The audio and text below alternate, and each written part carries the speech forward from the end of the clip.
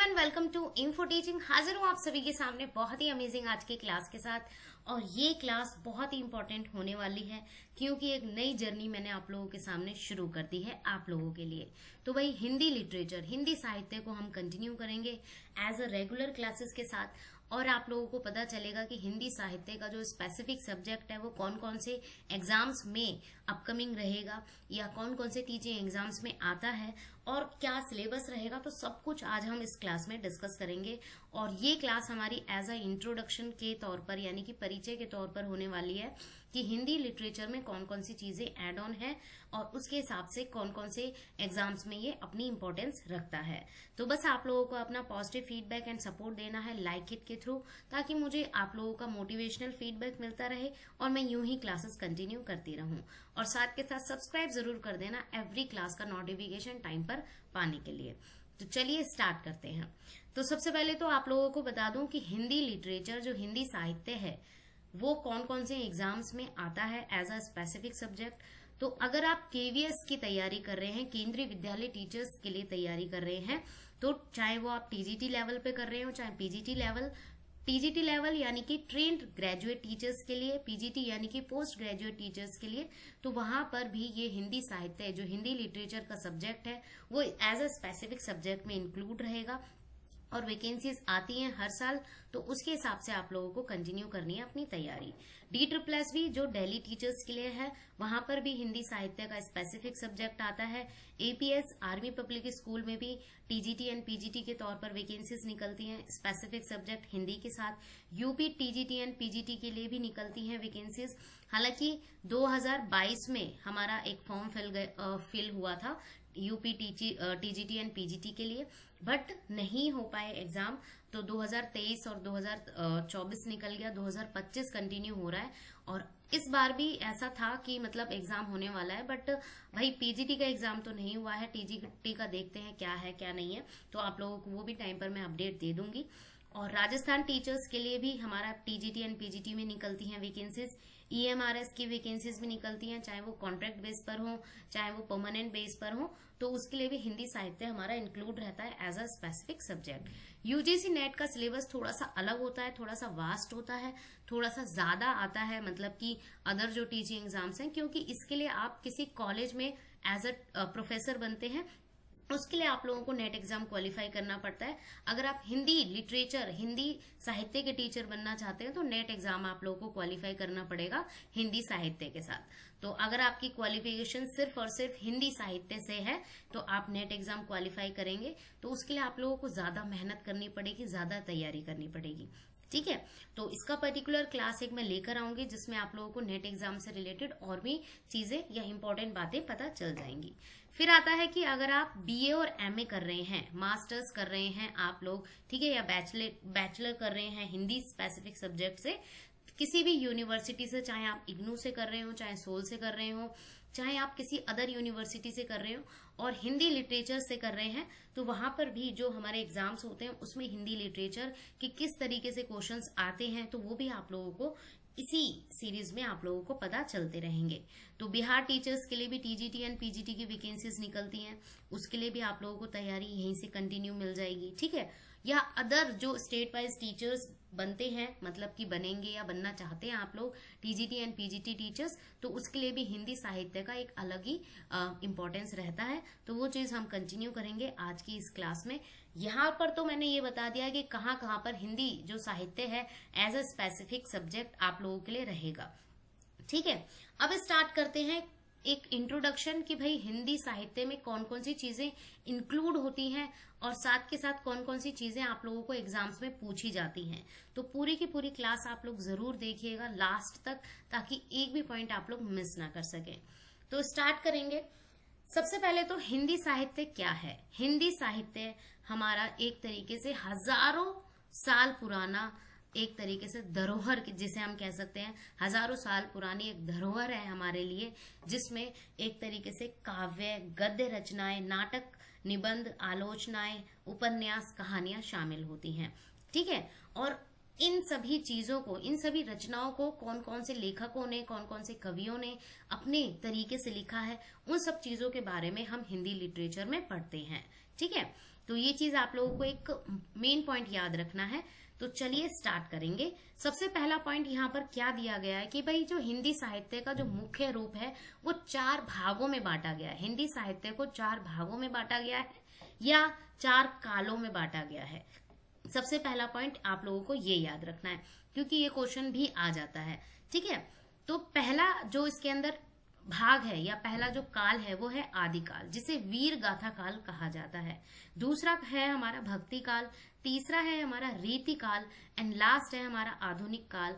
आधुनिक काल का अर्थ है जो अब तक चल रहा है, अब तक का जो समय चल रहा है वहां तक का जो काल है उसको हम आधुनिक काल के रूप में जानेंगे। ठीक है, अब इन पार्ट्स के बारे में जान लेते हैं कि इन पार्ट्स में क्या क्या बताया गया है, इन भागों में क्या क्या बताया गया है और ये जो काल है वो कौन कौन से टाइम पीरियड से लेकर टाइम पीरियड तक रहे थे। ठीक है, तो ये चीज आप लोगों को याद रखनी है कि जो हमारा हिंदी साहित्य का जो मतलब की धरोहर है, हिंदी साहित्य का जो मतलब एक तरीके से 1500 से लेकर मतलब 1000-1500 साल पुराना एक तरीके से इतिहास रहा है, तो उस टाइम से लेकर अब तक का सबसे पुराना युग या सबसे पुराना काल इसे कहा गया है।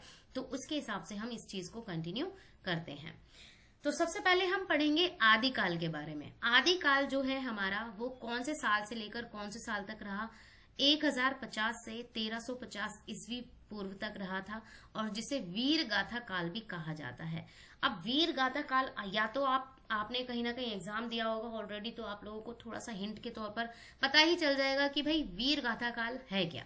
वीर गाथा काल यानी कि इसमें नाम से ही पता चल रहा है जहां पर या जिसमें वीरों की एक तरीके से जो हमारे राजा महाराज होते थे या योद्धाएं होते थे पहले के समय में जिन्होंने युद्ध किए थे, उन सभी की रचनाओं के बारे में बताया गया है। ठीक है, इसे वीर गाथा काल इसीलिए कहा जाता है क्योंकि इसमें जो रचनाएं हैं या इस युग में जो रचनाएं हैं वो राजा महाराजाओं या योद्धाओं की वीरता को या वीरताओं का गुणगान करता है, तो उसके हिसाब से इसको वीर गाथा काल भी कहा गया है।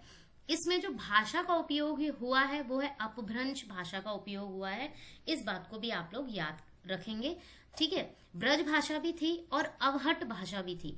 मतलब ये एक तरीके से भाषा का रूप है। ठीक है, भाषा का रूप कहेंगे हम इसे, लैंग्वेज के एक तरीके से फॉर्म ऑफ लैंग्वेज कह सकते हैं आप लोग, भाषा का रूप कह सकते हैं। तो उस टाइम पर ये भाषाएं मतलब कि यूज होती थी रचनाओं में। ठीक है, युद्ध हमारे रहे हैं या बलिदान रहे हैं, महान कार्यों का वर्णन इस काल में किया गया है। इस चीज को भी आप लोग ध्यान में रखेंगे। ठीक है, और उद्देश्य क्या था? उद्देश्य ये था कि वीरता का प्रचार करना था, लोगों के अंदर वीरता का प्रचार बताना था, उनको समझाना था कि किस तरीके से बहुत सारे लोगों ने, हमारे जो लोग शहीद हुए हैं या मारे गए हैं, उनमें उन्होंने हमारे देश के लिए क्या क्या चीजें की हैं, तो उस चीज का प्रचार करना था। समाज को युद्ध और धर्म के लिए प्रेरित करना था। तो इसका जो उद्देश्य है वो भी आप लोगों को यहाँ पर क्लियरली पता चल गया होगा। और सबसे इम्पोर्टेंट यहाँ पर आप लोगों को पता होना चाहिए प्रमुख रचनाएं कौन कौन सी थी। प्रमुख रचनाएं पृथ्वीराज रासो की एक तरीके से चंद बरदाई थी और हमीर रासो भी रहा है और बीसल देव रासो भी रहा है। ठीक है, तो ये रचनाएं रही हैं। अब मैं बता देती हूँ कि ये रासो क्या है। रासो एक तरीके से आप लोगों को याद रखना है कि रासो जो है एक काव्य था। ठीक है, जो रासो है इसे हम एक तरीके से काव्य से कोरिलेट कर सकते हैं हम। ये एक काव्य रचनाओं में रहा है जिसमें कविताएं लिखी गई हैं। ठीक है, ये एक तरीके से मतलब कि कहानियां, जैसे हम कह सकते हैं कि इसमें काव्य रचनाएं भी रही हैं और कहानियां भी इंक्लूड रही हैं। ठीक है, तो कहानियां और काव्य दोनों ही, रासो एक तरीके से ग्रंथ के रूप में माना गया है। ठीक है, जिसमें काव्य और कहानियां दोनों ही इंक्लूड हुई हैं। और कौन कौन से या किससे रिलेटेड रही हैं? जो हमारे वीर राजा रहे हैं उनकी जो मतलब कि उन्होंने अपने जीवन में या उनकी जो जीवनी है उस चीज से रिलेटेड, या उन्होंने अपने युद्धों की कहानियों में कौन कौन से बलिदान दिए, उस चीज को कहीं ना कहीं ये जो ग्रंथ है वो बताता है। ठीक है, तो इस चीज को भी आप लोग याद रखेंगे। अब मैं बात करती हूँ यहाँ पर कि ये जो मतलब कि अगर थोड़ा सा शताब्दी के बारे में बात करें हम, 8 से लेकर 12वीं शताब्दी तक, 8 से लेकर 12वीं शताब्दी तक कि बीच की जो भाषा है, मतलब कि इस टाइम के पीरियड को या इस टाइम पीरियड के हिसाब से इसको यानी कि आदिकाल को, वीर गाथा काल को कंटिन्यू किया गया था। तो ये पॉइंट भी आप लोगों को याद रखना है, क्योंकि ये आ जाता है। और सबसे इम्पोर्टेंट चीजें आप लोगों को याद रखनी है कि जो जो पॉइंट यहाँ पर लिखे गए हैं ये as a question MCQ based पर भी पूछे जा सकते हैं, और जो आप मतलब कि रिटर्न में डिस्क्रिप्टिव टाइप के जो क्वेश्चन होते हैं उसमें भी इस चीज को पूछा जाता है। और मोस्ट इम्पॉर्टेंट बात कि अगर आप बीए कर रहे हैं या एमए कर रहे हैं तो वहां पर भी इस क्वेश्चन को एक तरीके से पूछा जाता है, और ये अगर कम से कम माना जाए तो 20 नंबर का जरूर आता है, 20 मार्क्स का तो जरूर ही आएगा। ठीक है, अब बात करेंगे कि इसमें जो नेक्स्ट पार्ट है वो है हमारा भक्ति काल। भक्ति काल है क्या? भक्ति काल कब से शुरू हुआ? ये शुरू हुआ था हमारा 1350 से 1700 ईस्वी तक चला था। भक्ति आंदोलन का युग कहा गया है इसे, भक्ति आंदोलन। तो नॉर्मली नाम से ही पता चल रहा है कि भक्ति क्या थी। भक्ति हम लोगों की एक तरीके से, हमने लोगों को भी भक्ति की है, आज के टाइम पे हम लोगों की भी भक्ति कर रहे हैं, यानी कि गुरु जो हमारे संत महात्मा है उनकी भक्ति कर रहे हैं, और हमारे जो भगवान है, ईश्वर है, और ईश्वर एक ही है, उसके हिसाब से हम हर तरीके से कहीं ना कहीं मूर्तियां बनाकर उनकी पूजा कर रहे हैं, उनकी एक तरीके से प्रार्थना कर रहे हैं। तो हर चीज हमारी इसी भक्ति काल में इंक्लूड रहेगी। तो इस काल की जो मुख्य विशेषताएं क्या है वो है, यह युग धार्मिक और आध्यात्मिक चेतना का युग माना गया था। ठीक है, धर्म का प्रचार किया गया इसमें। ठीक है, और भगवान को या किस तरीके से हमें किसी की पूजा करनी चाहिए उस चीज को कैसे यहाँ पर बताया गया, और उस चीज का वर्णन इस काल में आप लोगों को देखने के लिए मिलेगा। अब जो भक्ति काल है वो दो रूप में बांटा गया। निर्गुण भक्ति धारा, जिसमें कबीर आ गए, हमारे संत कबीर, नानक जी आ गए, गुरुदेव। ठीक है, और सगुण भक्ति धारा जिसमें राम भक्ति, तुलसीदास, कृष्ण भक्ति, सूरदास और मीरा, इन सभी के बारे में बताया गया है। अब निर्गुण क्या होता है? जिसमें एक तरीके से गुणों से रहित यानी कि जिसमें कोई भी गुण नहीं होते, गुणों से रहित, या जिसकी एक तरीके से हम कह सकते हैं निराकार भी कह सकते हैं आप लोग। निराकार यानी कि जो एक तरीके से जिसका कोई रूप नहीं होता, जिसका कोई आकार नहीं होता, तो वो चीज यहाँ पर निर्गुण भक्ति में दिखाई गई कि यहाँ पर जो महान कबीर रहे हैं, महान संत महात्मा रहे हैं, उनकी पूजा प्रार्थना करने के लिए बोला गया कि उनसे जुड़ो, उनसे या उनकी बातें मानो। ठीक है, उन सब चीजों को निर्गुण भक्ति में दिखाया गया था। ठीक है, मूर्ति पूजा का इन्होंने विरोध किया था कि भाई मूर्तियों की पूजा नहीं करनी चाहिए, वो तो पत्थर होते हैं। तो इन सब चीजों को निर्गुण भक्ति धारा में अच्छे से दिखाया गया है। और सगुण भक्ति धारा में क्या दिखाया गया है कि मूर्तियों की पूजा करनी चाहिए हमें, और ये एक तरीके से गुणों से भरा हुआ, गुणों से भरपूर, जिसे हम कह सकते हैं गुणों से भरा हुआ या गुणों से भरपूर इसको माना गया, जिसमें राम, कृष्ण और भी जो हमारे भगवान हैं उन सब की पूजा के बारे में प्रचलित किया गया, इसे धर्म से जोड़ा गया इसे। तो ये चीज हमारी सगुण में आ जाती है। अब इसका उद्देश्य क्या था? भक्ति के माध्यम से ईश्वर से सीधा संबंध, सामाजिक भेदभाव का विरोध करना। ठीक है, ये सब चीजें मतलब कि भक्ति काल की एक तरीके से उद्देश्य में रहा था, इंपॉर्टेंस या एक तरीके से लक्ष्य कह सकते हैं। तो ये चीज भक्ति काल का एक मोटिव था कि भाई इसे क्यों होना चाहिए। अब इसमें जो प्रमुख कवि कौन कौन से रहे हैं? संत कबीर रहे हैं, तुलसीदास जी रहे हैं, और सूरदास, मीराबाई, रैदास, नानक, ये सारे बहुत ही प्रमुख मतलब कि हमारे कवि रहे हैं, जिन्होंने निर्गुण और सगुण दोनों ही भक्तियों को कहीं ना कहीं प्रचलित किया था।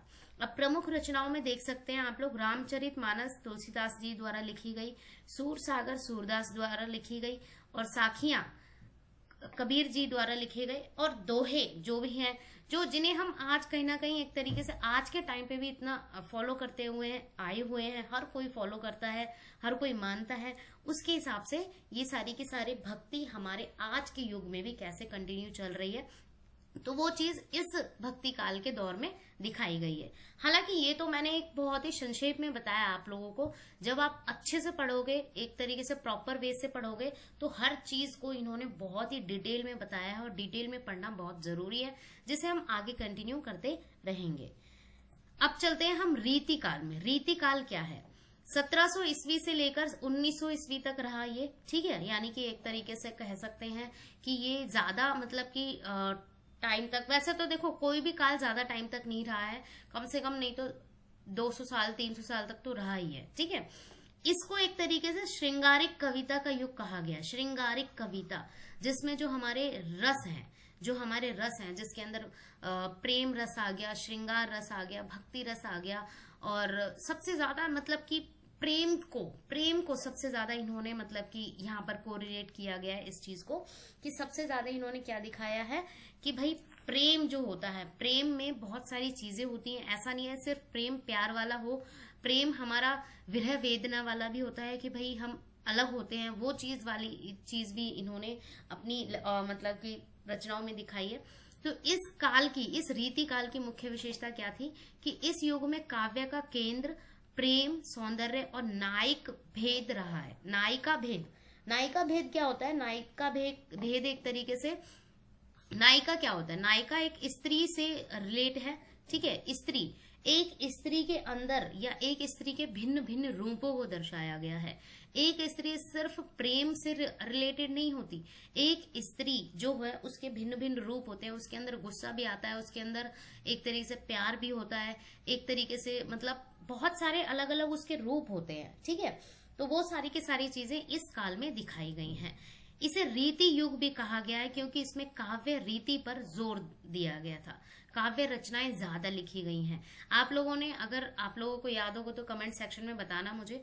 मैंने जब 12th की थी, जब मेरी 12th हुई थी, तो मैंने एक चैप्टर पढ़ा था 12 मासा, ठीक है। और आई थिंक मुझे आज भी मतलब कि उसकी बात याद है। उस चैप्टर तो नहीं कहेंगे उसे, था एक हिंदी का चैप्टर तो था ये, बट वो एक तरीके से पद्य खंड में सा था, मतलब कविता में से था।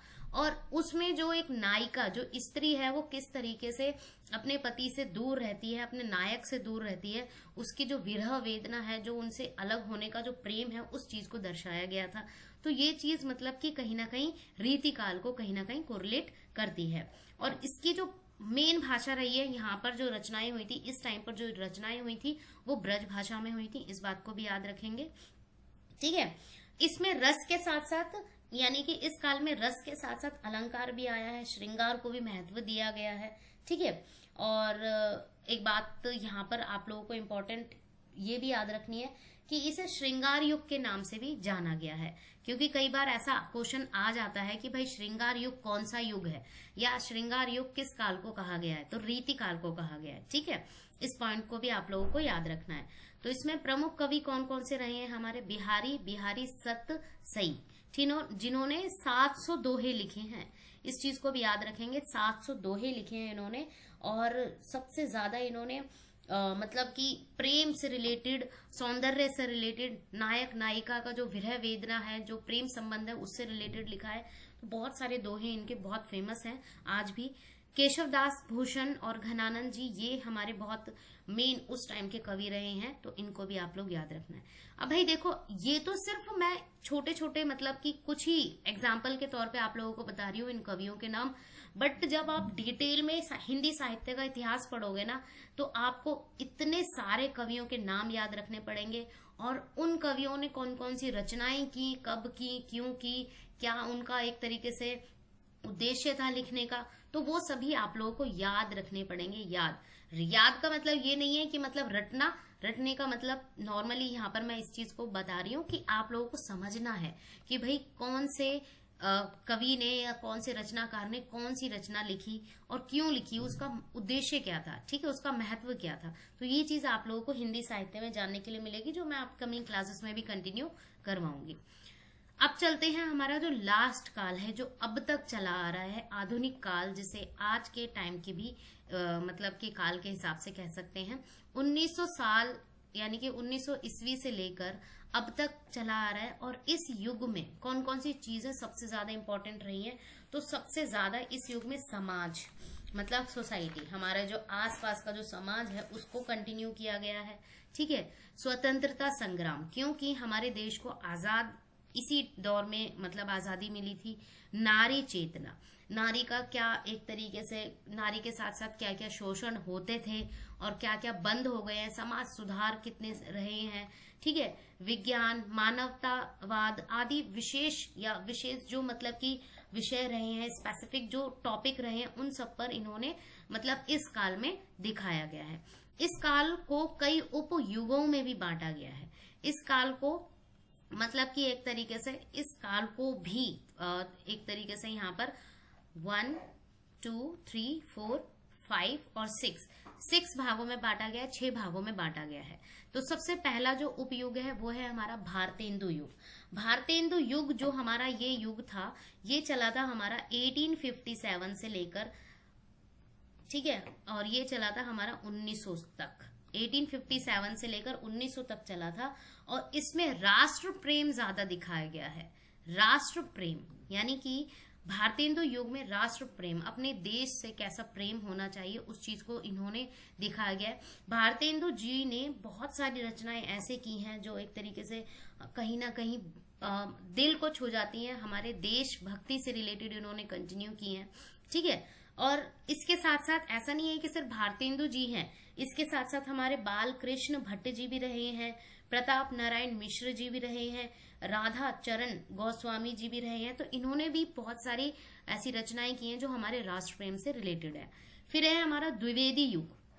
द्विवेदी युग ये कब से कब तक चला था? तो ये चला था हमारा 1900 से लेकर 1918 तक चला था, ठीक है। ये वाला जो युग है इसे महावीर प्रसाद द्विवेदी के नाम से भी जाना जाता है, अगर प्रॉपर नाम इसको कहा जाए।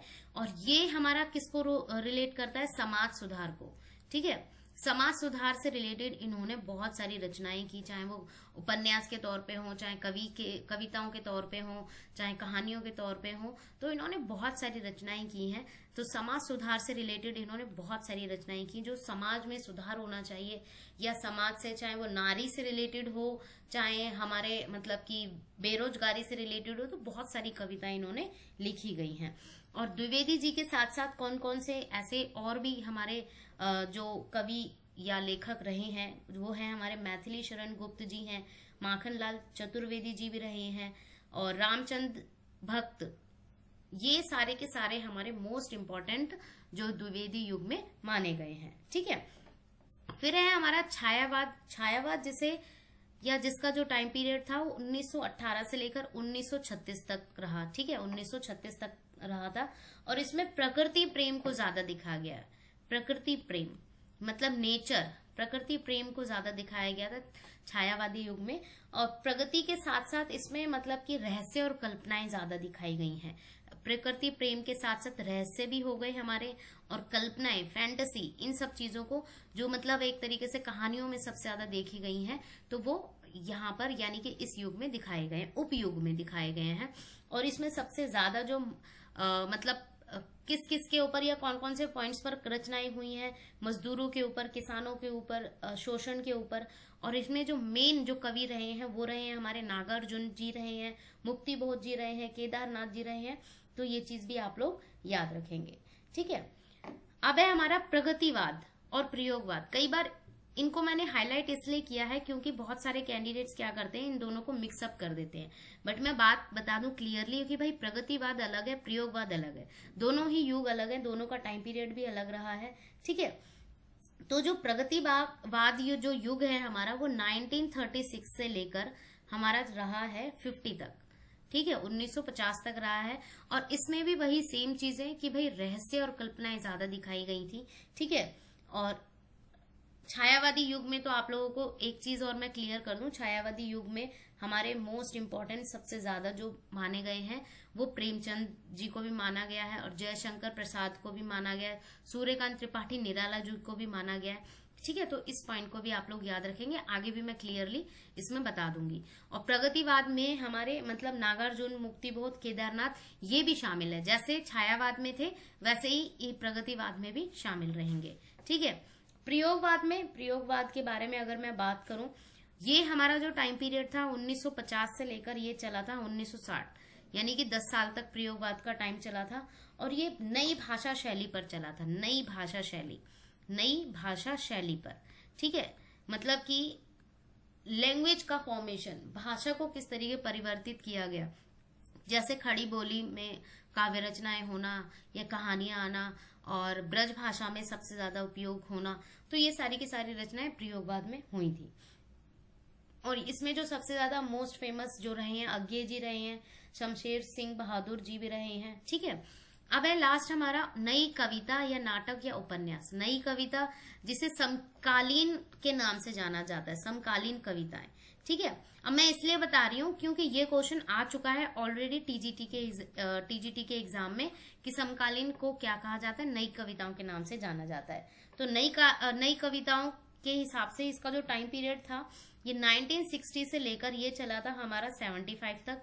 ठीक है, और इसमें आधुनिक जीवन की जो समस्याएं हैं, जो मतलब करंट के टाइम पे जो हमारी समस्याएं चल रही हैं देश में, उन सब चीजों को इन्होंने मतलब कि शामिल किया था अपनी रचनाओं में। और जैसे रघुवीर सहाय जी रहे हैं, धर्मवीर भारती जी भी रहे हैं, कुंवर नारायण जी भी रहे हैं, तो ये मोस्ट फेमस मतलब के रचनाकार रहे हैं इस टाइम पीरियड के। और अगर एक एग्जाम्पल दूं मैं धर्मवीर भारती जी का, अभी ये क्वेश्चन आया था, अभी एमए में ये क्वेश्चन आया था धर्मवीर भारती से रिलेटेड कि इन्होंने कौन सी रचना की थी, तो इन्होंने अंधा युग एक बहुत ही मोस्ट इंपॉर्टेंट रचना की थी। ठीक है, अंधा युग। और ये अंधा युग किससे रिलेटेड है, ये रिलेटेड है महाभारत से। महाभारत का जो अंतिम मतलब कि युद्ध हो रहा था, अंतिम दिन थे युद्ध के, तो उस युद्ध के टाइम पीरियड को इन्होंने अपनी रचना में अच्छे से मतलब कि बयां किया है और बताया है। हालांकि महाभारत को नहीं शो किया है इसमें, महाभारत के किरदारों को कोरिलेट किया है एक अपनी कविता के अंदाज में। ठीक है, आप पढ़ेंगे तो आप लोगों को और अच्छे से समझ आ जाएगा। अब चलते हैं आधुनिक काल के प्रमुख रचनाकार कौन से रहे हैं। प्रेमचंद जी, जिन्होंने बहुत ही ज्यादा इंपॉर्टेंट मतलब कि अपनी रचनाएं रखी हैं। और प्रेमचंद जी के बारे में अगर मैं बात करूं तो इन्होंने अब तक इनका मतलब कि हर कहानी, हर जो मतलब कि चाहे उपन्यास हो चाहे कहानी हो, एक दिल में कहीं ना कहीं मतलब अवतरित हो जाती है, बिल्कुल छू जाती है दिल को, चाहे वो कहानी हो चाहे उपन्यास हो चाहे कविता हो। बहुत ही अच्छे और सुंदर तरीके से इन्होंने रचा है। ठीक है, और फिर हैं जयशंकर प्रसाद, सुमित्रा नंदन पंत हो गए हमारे, महादेवी वर्मा, निराला जी। ठीक है, ये सब छायावादी युग के कवि रहे हैं। ठीक है, रामधारी दिनकर, ये हमारे हरिवंश राय बच्चन जी, मुक्तिबोध। हरिवंश राय बच्चन जी की बहुत सारी हमारी ऐसे जैसे मधु कलश हो गया, मधुबाला हो गया। ठीक है, तो ये मोस्ट इंपॉर्टेंट हमारी रचनाएं रही हैं जिनसे रिलेटेड क्वेश्चन आ सकते नहीं आते ही हैं। मुक्तिबोध, नागार्जुन, महाश्वेता देवी आदि, तो ये मोस्ट रचनाकार रहे हैं फेमस। और इनके अलावा भी बहुत रचनाकार हैं, अगर आप पढ़ने बैठो तो बहुत ही ज्यादा आप लोगों को डीपली जाना पड़ेगा हिंदी साहित्य को पढ़ने के लिए। तो आप लोगों को डिटेल में हर चीज पढ़नी पड़ेगी ताकि किसी भी एग्जाम को आप आसानी से क्लियर या क्वालिफाई कर पाए। ठीक है, अब हम बढ़ते हैं आगे कि भाई ये टॉपिक थे जो आप लोगों को मुझे बताने थे। एज अ हिंट के तौर पर मैंने बता दिया है कि क्या क्या चीजें आप लोगों को हिंदी साहित्य में पढ़नी है, और मैं कंटिन्यू करूंगी क्लासेस को इसी तरीके से। और बाकी आप लोग अपना पॉजिटिव फीडबैक एंड सपोर्ट देना, like it, share and subscribe के थ्रू, ताकि मैं यूं ही क्लासेस कंटिन्यू करती रहूं। So keep learning, thanks for watching.